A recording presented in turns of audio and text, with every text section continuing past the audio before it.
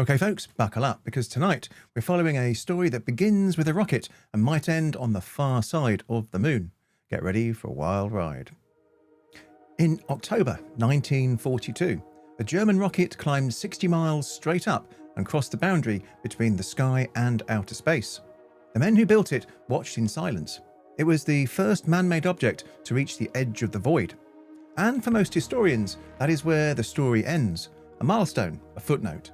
But there is another version of that story, one that says the Germans didn't stop at 60 miles.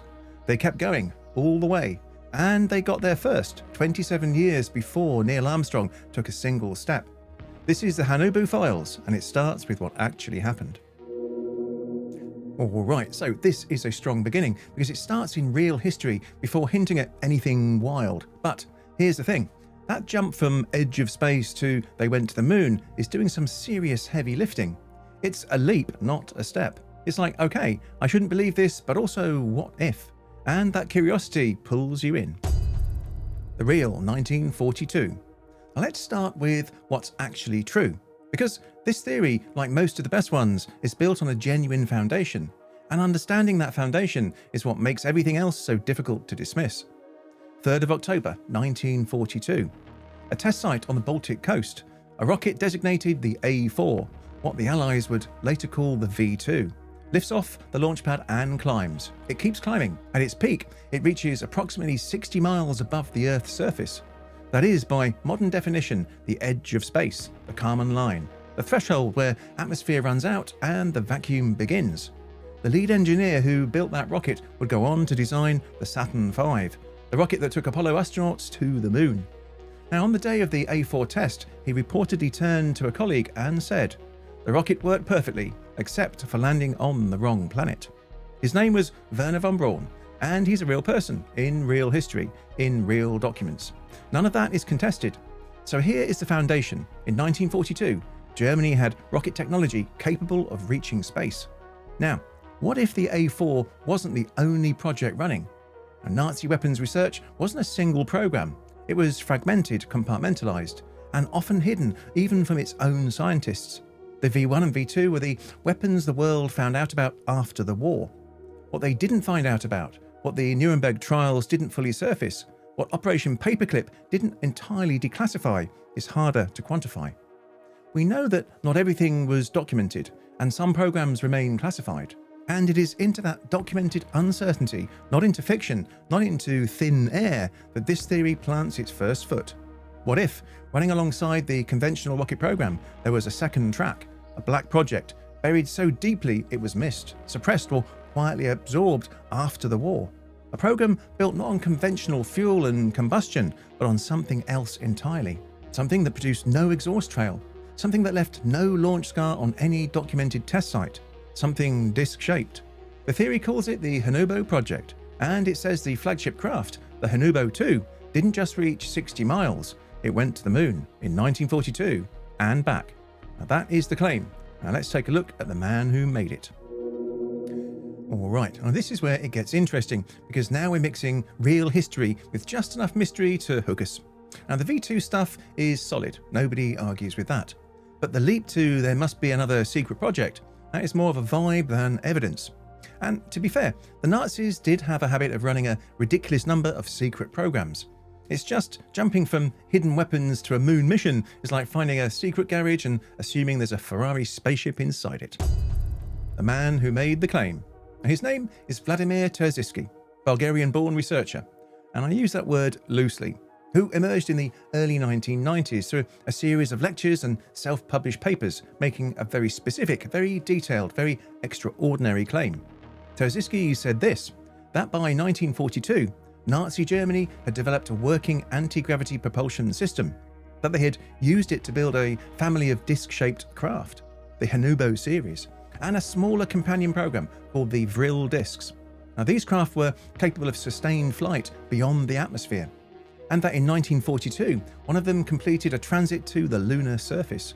Not a test flight, not a near miss, a successful landing on the moon. He claimed the mission crew made contact with their Japanese allies on arrival, that together the Axis powers established a small research base, and that everything The craft, the logs, the base, the entire program was either destroyed in the final months of the war, concealed by the SS in the chaos of April 1945, or quietly absorbed into the post-war intelligence operations that brought Nazi scientists to America. Now, there are several things worth knowing about Vladimir Terziski. The first, his academic credentials have never been independently verified. He presented himself as a qualified scientist and engineer. He used technical language fluently. But the institutions he cited, the qualifications he claimed, when researchers have gone looking, the trail runs cold. And the second, the evidence he said he possessed. The documentation, the photographs, the technical files, was never released. He claimed compelling evidence that was never publicly shown, in archives that couldn't be accessed, in files that hadn't yet been declassified. The evidence existed, he said, you just couldn't see it. And the third, this is the one that matters most. Terziski was, by most accounts, a genuinely captivating presenter. He was specific, he was detailed, he cited dates, coordinates, material specifications. And he understood something fundamental about human psychology. The more specific a claim, the more real it feels. Detailed claims feel more believable, even when they shouldn't. But here is what keeps him interesting. And regardless of whether you believe a single word he says, he didn't build this theory from nothing. He built it on the same real foundation we just walked through, the A4, the secret program, the documented gaps, the SS intelligence structure that operated outside normal military channels. He took real things and extended them into the extraordinary. And it's precisely why the Haunebu theory has more staying power than almost any other conspiracy of its era. The man may be a footnote, but the question he planted is not. Alright, so this is where you've got to be a little bit careful, because now we've got a confident claim with no real proof. It's like when someone says, trust me, I've seen it, but then won't show you the photo. Now, that said, the reason this sticks is because he builds on real gaps and then just keeps going. And your brain kind of follows him for a bit before it taps out.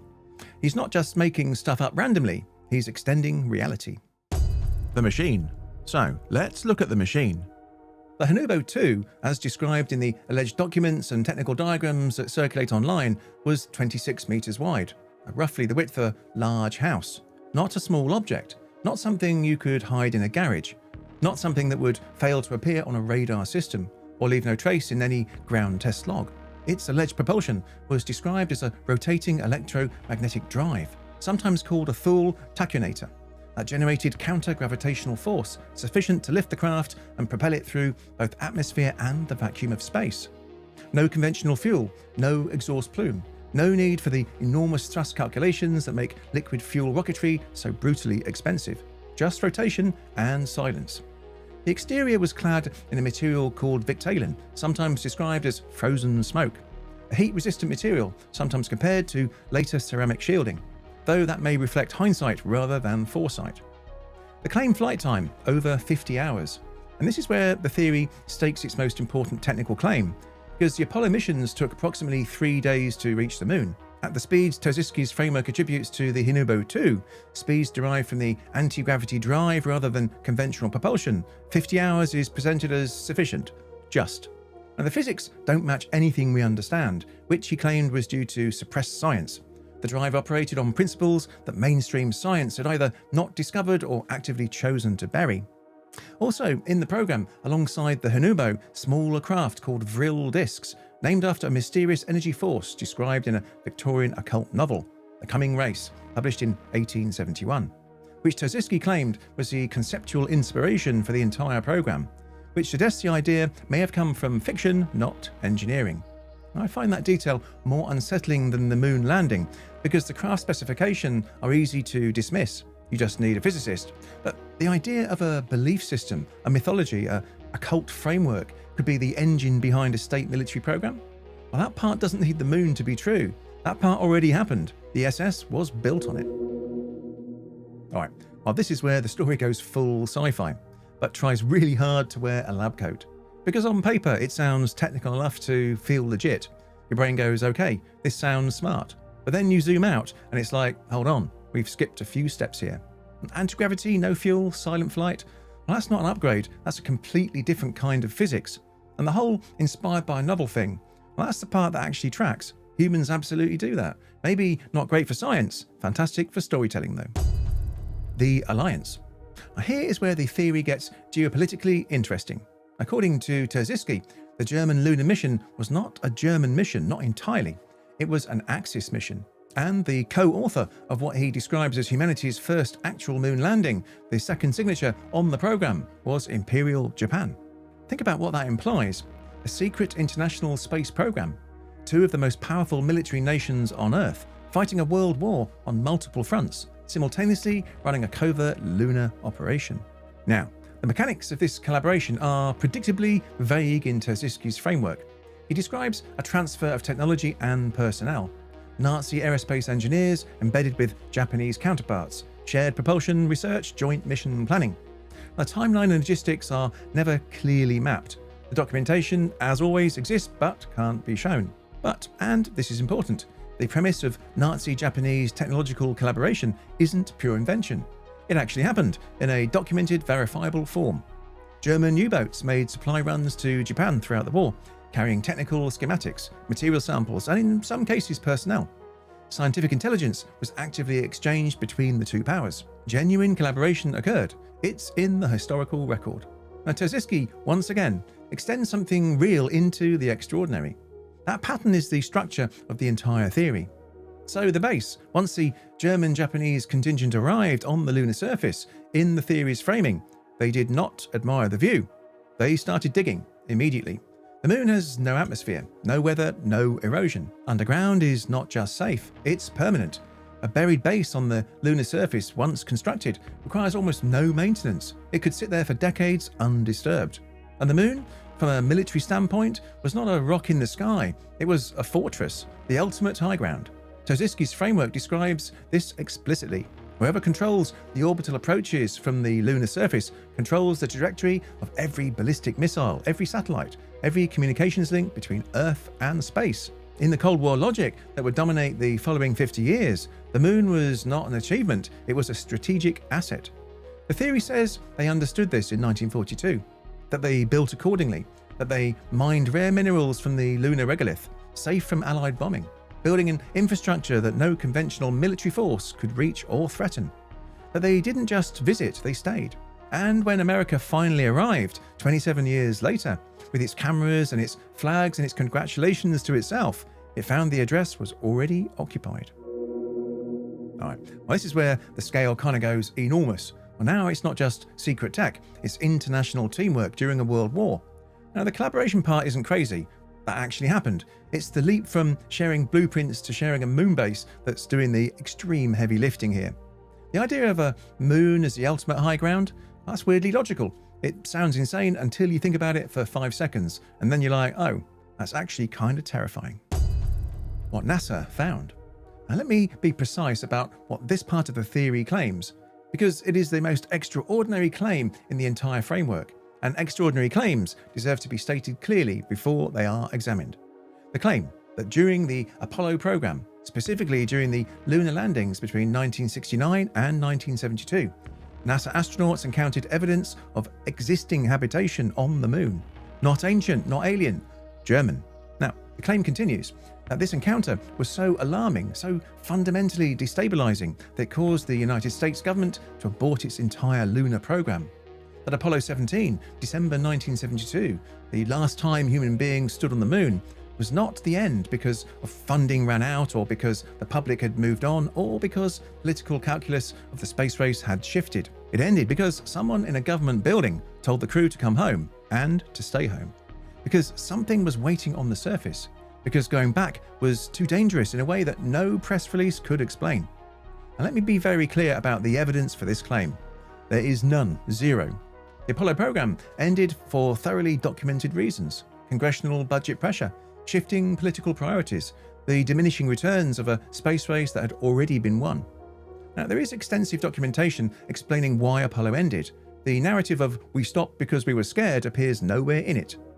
But here is the question I want you to sit with just for a moment, and not whether the theory is true. It almost certainly is not, but why the story feels the way it does. And we sent 12 human beings to the moon between 69 and 72. 12. In the space of 3 years, we crossed 239,000 miles of vacuum, landed on another world, and came home safely 6 times. And then, For half a century, humanity stepped away. No permanent bases, no return missions, no cities in the dust. The greatest journey in human history seemed to end almost as suddenly as it had begun. But now, something has changed. NASA's Artemis program has already done a moon flyby and intends to send astronauts back to the lunar surface. China has announced long-term lunar ambitions of its own. Private aerospace companies openly discuss mining operations, infrastructure, even permanent habitation. After decades of relative silence, the moon is becoming strategically important again. And whenever humanity suddenly rediscovers interest in a place it once abandoned, people begin asking why. The official answer is still the same: money, politics, shifting priorities. And honestly, that explanation probably is true. But the moon remains strangely unfinished. We reached it, walked on it, left footprints in its dust. Then, for half a century, humanity turned around and went home. And when something that significant is abandoned for that long, people begin to wonder whether the official story is the whole story. Into every gap that invites explanation, eventually a story moves. The claim that NASA found Nazi fortifications is not credible, but the question underneath it, why did we stop and why are we really going back now, is a real question. And it is that real question, not Terziski's files, that this conspiracy lives and breathes and refuses to fully die. Best conspiracies are always built around the things that actually need explaining. Alright, well, this is the part where the theory goes full, okay, now we're cooking. We went to the moon, then just stopped. Now, 50 years later, we're going back. It does feel a bit weird, but jumping straight to we found something and got scared is like hearing a noise in your house and assuming it's a ghost with a mortgage. It's a big leap. When the official answer feels a bit dry, your brain starts writing its own script. Where the story came from. Now, here is a fact that changes how you read this entire theory. In 1947, 5 years after the alleged Nazi moon landing, 2 years after the end of the Second World War, a writer named Robert Heinlein published a novel called Rocket Ship Galileo. In it, a group of American teenagers and their scientist uncle build a rocket, fly to the moon, and discover what they find there, a secret Nazi base. The Nazis, it turns out, had survived the war. They had retreated to the lunar surface, and from their unassailable position of military high ground, they were planning to rain atomic weapons down on a defenseless Earth. The plot of Vladimir Terziski's conspiracy theory is the plot of a 1947 young adult science fiction novel, because there are two ways to read that fact. The skeptic's view is simple. The idea likely grew from fiction, with later details built in to support it. The believer's view is the opposite, that Heinlein knew something real and hid it in fiction. Now, the idea that secret history is hidden in plain sight within popular culture is not unique to this theory. It runs through the whole ecosystem of conspiratorial thinking. And it is, by design, unfalsifiable. Official records that contradict the theory are suppressed. Fiction that matches the theory is confirmation. Later, films like Iron Sky repeated the idea, spreading it to new audiences. And this is how myths spread. Well, now you've got a story that might not have come from secret documents at all, but from a sci-fi novel. And we love remixing ideas, but I do get why this part hooks people. The idea that fiction is actually a cover for something real is very compelling. It makes every movie feel like a clue. Now, great stories don't hide truth, they just sound like they could. The evidence problem. Now let's talk about evidence, well, specifically the almost complete absence of it. Now, everything we've covered, the Haunebu specifications, the lunar mission, the Axis alliance, the base, the alleged encounter with Apollo, comes from a single primary source: Vladimir Terziski, one man, unverified credentials, undisclosed documentation. Claims made in lectures and self-published papers in the early 1990s, built on diagrams that researchers have traced not to 1940s Nazis engineers, but to post-war enthusiasts, illustrating what the craft might have looked like based on Terziski's descriptions. Now, there are no flight logs, no photographs, and no physical evidence. And this is the part that matters. The Nazi scientists who came to America after the war were not silent men. Many spoke openly about their work. None mentioned this: Wernher von Braun, Arthur Rudolph, Kurt Debus, who ran the Kennedy Space Center and oversaw every Apollo launch. None of them, under any condition in any document, in any interview, ever mentioned a lunar mission, not once. Post-war records, including Nuremberg and intelligence files, contain no evidence of a working craft. The real 1942 German rocket program was extraordinary in its own right. It produced the weapons that killed over 9,000 civilians in England and the Netherlands. It was built on forced labour. Thousands of prisoners worked to death in the underground facilities at Mittelwerk.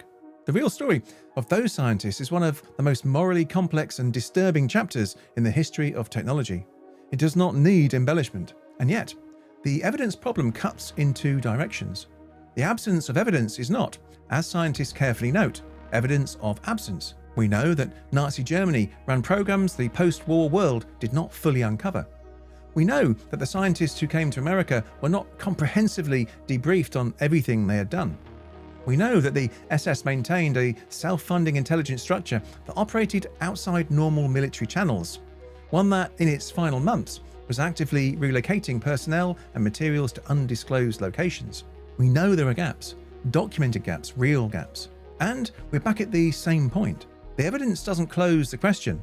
It just tells us how far the evidence reaches and how much remains in the dark beyond it.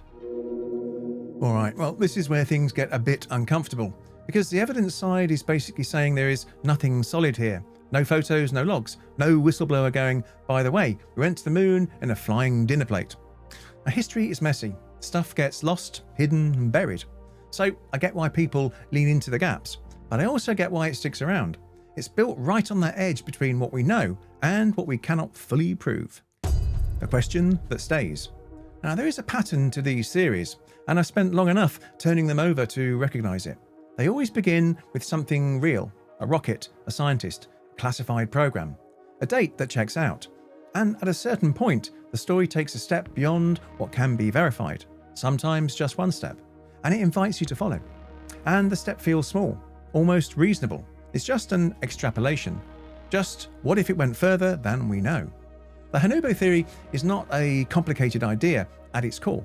It's a very simple extension of something verifiable. That in 1942, Germany had rocket technology capable of reaching space, and that around that program existed a shadow world of black projects, classified intelligence, and scientific ambition that the official record has never fully mapped. Almost certainly, none of this happened. The evidence, such as it exists, does not support any of it. But I keep coming back to Kurt de Boos, a man who ran the Nazi rocket program in the 1940s, drawing on forced labour from the concentration camp system. A man who, through Operation Paperclip, was brought to the United States and made the first director of what became the Kennedy Space Center. A man who stood in the Florida sunshine and watched 12 human beings leave for the moon.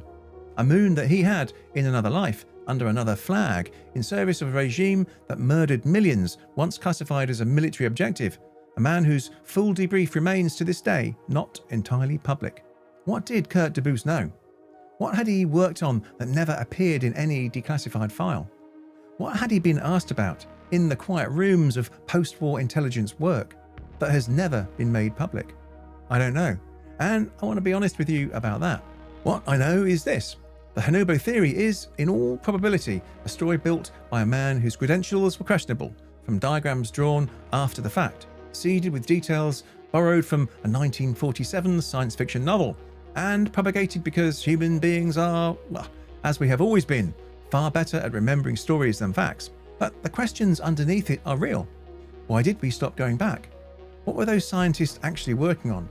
How much of the post-war aerospace record is still classified? And what does it mean that the men who took humanity to the moon were, in some cases, the same men who had built weapons in camps where other human beings were worked into the ground? Now, those questions don't have neat answers, and I won't pretend that they do. The Haunebu 2, in all probability, never flew. But the questions it was built to ask, they're still up there, in the dark side, on the far side of something none of us have looked at closely enough. Yeah, the spaceship probably didn't happen, but the people involved were real, and some of their stories are still not fully open. And that's where it gets interesting for me. Not the secret moon bases, but the uncomfortable overlap between real history and what never got fully explained. So maybe the mystery is not out there. Maybe it's in what we choose to leave behind. Thank you for watching, and I hope you enjoyed this one.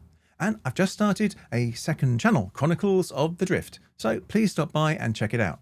Link in the description below. And if you'd like to support the channel further, I've got Patreon and YouTube memberships. Again, links in the description below.